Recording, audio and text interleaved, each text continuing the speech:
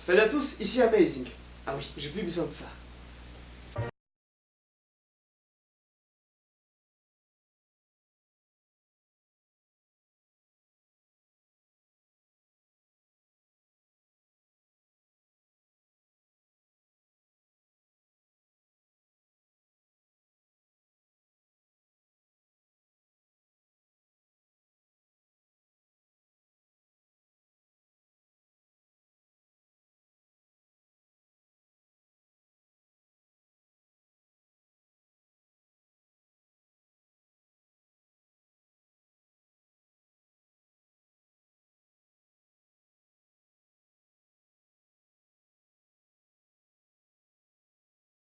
Quand il était question de Père Noël, à tous les coups ce n'était qu'un déguisement dans des personnages ou des bandits. Il y avait pas mal d'histoires du genre dans les Batman. Par exemple, dans Wanted Santa Claus Dead or Alive, paru en 1980, où le héros arrête une bande de voleurs en leur faisant tomber un sapin sur la tête. Puis dans The Batman Last Christmas, paru en 1982, où la chauve-souris poursuit un gangster déguisé en Père Noël. Chez Marvel, il y en avait quelques-unes aussi. Dans une issue de Spider-Man de 1989, Spidey devait sauver un gars déguisé en Père Noël pris en otage. Ah, en voilà une autre, plus intéressante. The Punisher Xmas Special. Imaginez la scène. Un Père Noël en train de boire son verre tranquillou, en face il y a quelques gangsters, et d'un coup le Père Noël sort de son gros sac de grosses mitraillettes et commence le carnage. Bon, c'est Punisher quoi. Un autre comics n'appartenant à aucune des grandes maisons se nomme Samurai Santa. C'est une petite histoire de Sam, qui devait un jour remplacer un de ses collègues dans un hypermarché pour faire le Père Noël. Mais on sait très bien que Sam n'est pas un simple gars, et que c'est pas pour rien que la BD s'appelle Samurai Santa. Il suffit de regarder la couverture. Un autre thème très apprécié dans les histoires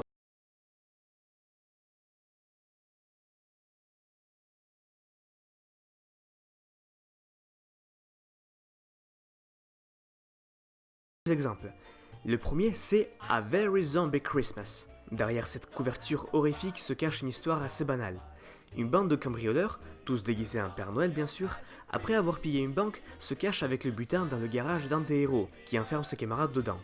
Un an plus tard, il revient chercher son argent, mais il retrouve aussi ses vieux camarades déguisés et zombifiés.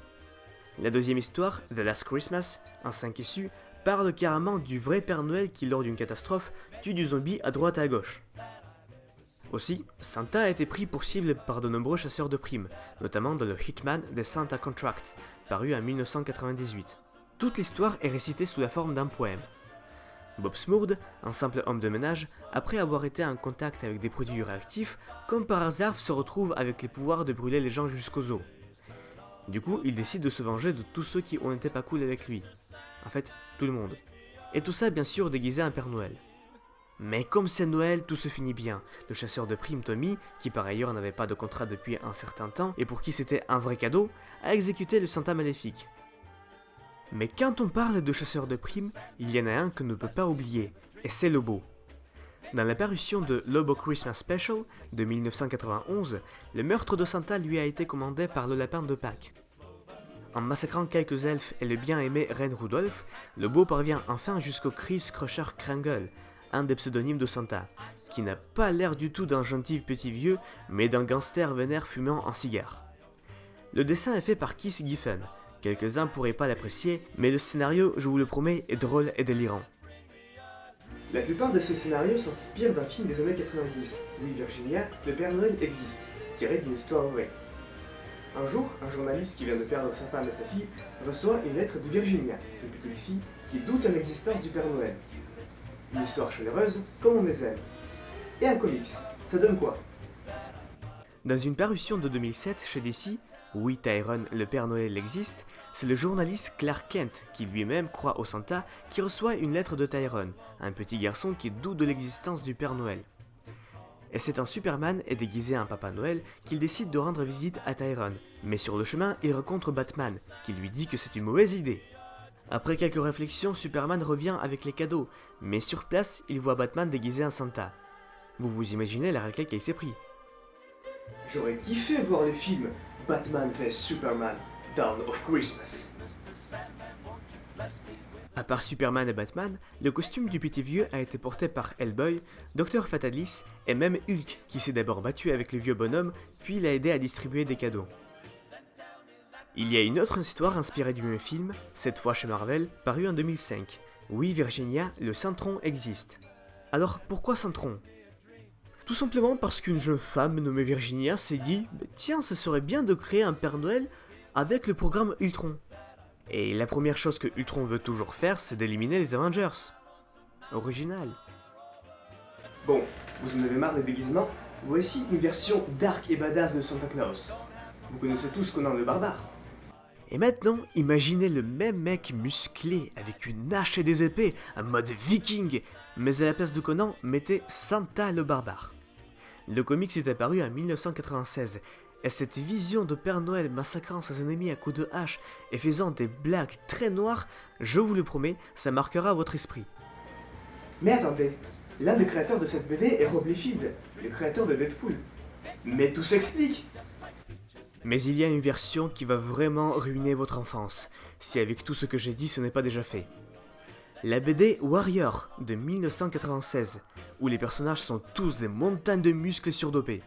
Le Père Noël, lui, est enchaîné à une tour au pôle Nord, qui ressemble plus à un des cercles de l'enfer, et se fait torturer par le personnage principal.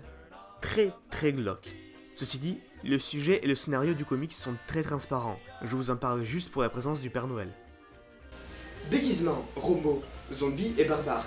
Il y a d'innombrables représentations du Père Noël dans les comics. Mais alors, ça veut dire qu'il n'y a pas d'un Père Noël gentil, rigolant et souriant tel qu'on le connaît? Bien sûr que si. Marvel et DC ont fait un personnage à part comme tous ces super-héros. Chez Marvel, on en sait peu sur ses origines. Certains disaient que Santa Claus serait venu carrément d'Asgard. Beaucoup de personnages le prennent pas au sérieux, soit n'y croient pas du tout.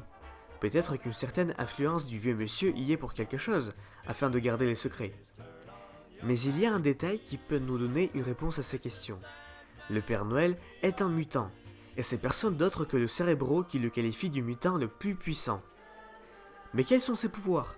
Il peut se téléporter, changer de taille, effacer les souvenirs et en créer de nouveaux, casser l'espace-temps pour réussir à donner les cadeaux à tout le monde. Les cadeaux qui sont stockés dans son sac rouge qui se trouve être une poche interdimensionnelle. Ah, aussi savoir qui a été gentil ou méchant est un de ses super pouvoirs. Et optionnellement, il peut transformer toute chose ou personne en jouet, juste par la force de sa pensée.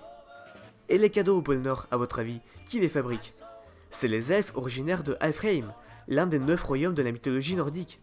Eh bah Papa Noël, tu es super fort, mais où as-tu été pendant tout ce temps? Où as-tu été pendant que les autres se prenaient la raclée? L'explication est simple, il est trop attaché à sa mission de Noël et se consacre entièrement à sa tâche. Et qu'en est-il chez DC? La version n'est pas bien différente, sauf que le Père Noël est un mage et non un méta-humain. D'après John Constantine, le Père Noël est en fait Hagio Nicolas, né en Turquie en 2070 après Jésus-Christ. Il serait un magicien capable de ressusciter les morts et était connu pour son bon cœur et les cadeaux qu'il faisait aux pauvres. Il serait mort en 343 et devenu saint. Chez DC, apparemment, le Père Noël existe tant qu'on croit en lui. À part Constantine, les personnes capables de prouver son existence sont Superman et Impulse. Plastic Man disait même qu'il faisait partie de la Justice League. Voilà, comme vous pouvez le constater, la riche imagination des auteurs nous a offert des images de Père Noël très différentes. Espérons qu'ils continueront à nous gâter en 2017.